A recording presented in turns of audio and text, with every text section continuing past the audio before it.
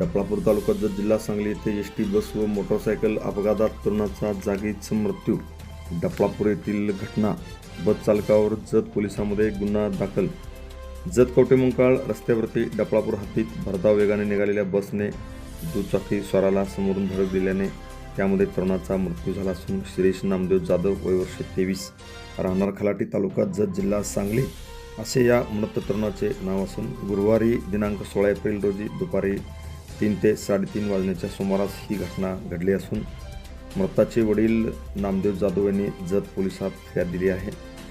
याबाबत पोलिसांनी दिलेले अधिक माहिती अशी. साहिल बशीर मुलानी राहणार सावळ तालुका तासगाव जिल्हा सांगली या बस चालकावर गुन्हा दाखल झाला आहे. घटनेनंतर चालक जत पोलीस ठाण्यामध्ये हजर झाला. पोलिसांनी दिलेली माहिती अशी. शिरीष जाधव हा डफळापूर जवळील पेट्रोल पंपाजवळ डिझेल भरून आपल्या गावी खलाटी येथे दुचाकीवरून चालला होता.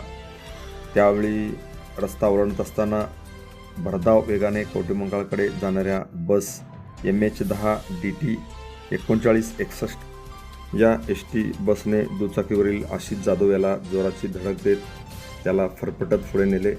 त्यावेळी तो जागीच त्याचा मृत्यू झाला.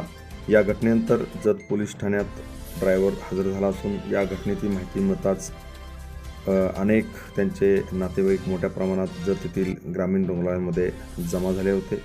या घटनास्थळी जत पोलिसांनी तातडीने भेट देऊन या ठिकाणी पंचनामा केला असून मृत आशिष जाधव यांच्या पश्चात आई वडील लहान भाऊ असा परिवार आहे. या घटनेमुळे परिसरात हळहळ व्यक्त होत आहे. Press the bell icon on the YouTube app and never miss another update.